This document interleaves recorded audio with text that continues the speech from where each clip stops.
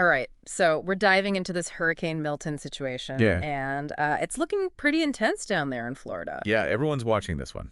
Yeah, they're saying it could hit Category 5. Mm-hmm. And, the thing that seems to have everyone particularly on edge is that Tampa Bay is right in the path. Right. And that area hasn't seen a direct hit in over 100 years, so... Well, yeah, I mean, over a century. That's what makes this so worrisome. It's this combination of things. I mean, you've got Tampa Bay, which geographically is just incredibly vulnerable. Oh, really? Oh, yeah. The coastline there is really shallow, and it slopes really gently, so it basically acts like a ramp for storm surge. Oh, wow. So you get this hurricane, Milton, which is intensifying rapidly. And by the way, Yeah. this could be, these really warm Gulf waters we're seeing. That's probably playing a role. It's like we're just adding fuel to the fire. Wow, so you've got, like, the geography working against it, a really strong hurricane, and then on top of all that... And then, on top of all that, Tampa's population has just exploded in recent years. Oh, right. So you've got all these people who have moved there, and they may not be aware of, the historical hurricane risk. Right. I was reading about the last time Tampa Bay got hit directly. It was 1921, the Tarpon Springs hurricane. Yeah, that's the one. And even back then, it caused something like $5 million in damage. Yeah, I saw that, yeah. Can you imagine what that would be today? Oh, it'd be astronomical. Mm-hmm. And you know what's interesting? It's like there's that, I don't know if you've heard this, but that local legend Oh, yeah? about Tampa Bay being protected from hurricanes Yeah. by, like, Native American blessings. Right, like some kind of, yeah. I know. And it's just like, I don't know, kind of spooky given, but it speaks to this thing where if you don't see it, you don't think about it. Right. Yeah, out of sight, out of mind. Exactly. And so you get this false sense of security, which is, I think, what worries me the most. It's not just the money. It's that Tampa in 2024. Yeah. Totally different than 1921. Completely different beast. Way more people, yeah. So many more people, so much more that can be damaged.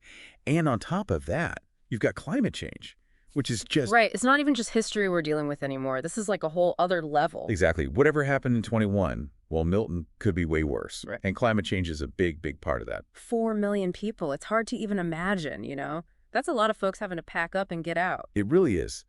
And it highlights the potential danger here. I mean, we throw around these numbers of 8, 12 feet surge, but it's hard to really grasp what that means. That's more than just, like, high tide. Right. This is a wall of water, basically. We're talking neighborhoods underwater. Oh, wow. Homes ripped right off their foundations. Yeah. Boats. Forget about it. Gone. And it's not just the water itself. Think about the debris. Oh, right. Yeah. Power lines down. Yeah. Who knows what kind of stuff is floating around in that. Really dangerous situation. Yeah, that $175 billion figure from that 2015 report. Oh, right. Yeah. About potential damage in Tampa. Is that the kind of ballpark we're looking at if Milton actually hits? That's the scary thing, yeah. And that report, that was a few years ago now, but it just shows how vulnerable Tampa is. And $175 billion, that's more than money, right? That's people's lives. Businesses, everything. Absolutely. Businesses, jobs. I mean, the tourism industry alone could be devastating.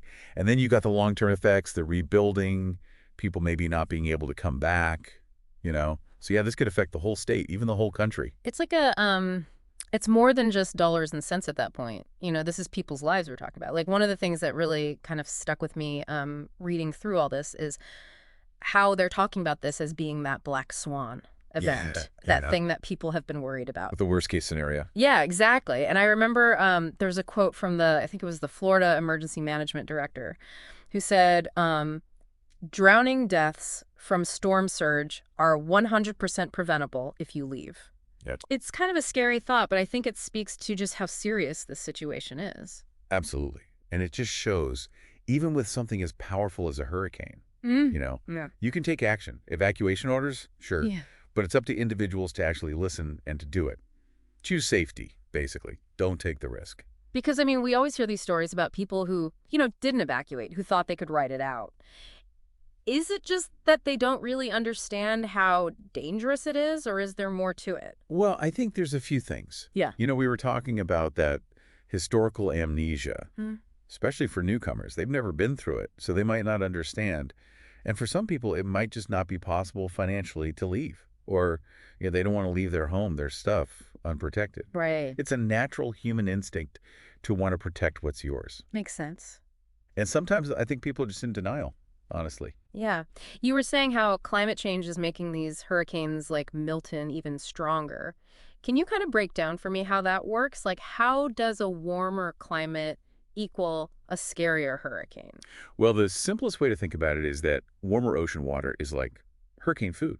Oh, okay. Hurricanes, they get their energy from the heat at the surface of the ocean.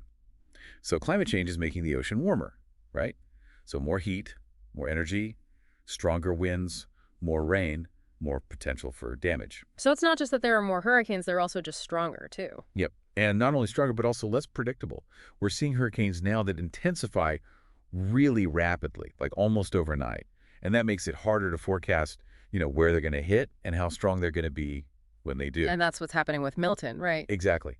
It jumped from a Category 3 to a possible Category 5, like that, which is terrifying if you think about it. Yeah. And I mean, even if it doesn't hit Category 5, that's still Still a huge jump, yeah. It just makes you think, like this whole thing, it feels bigger than just one hurricane. Right, exactly. It feels like, we're seeing what the future might hold with climate change, causing these kinds of things to happen more often and be even more intense. It's a wake-up call, not just for the coast either. This should concern everyone, It absolutely It's about rapid development, a changing climate. Right, and kind of forgetting Yes, what these storms can actually do. that's it. We've been lucky. But we're not immune. Hurricane Milton's showing us that. It's like we built everything based on how the climate used to be. Yeah. And now it's different, but we haven't caught up.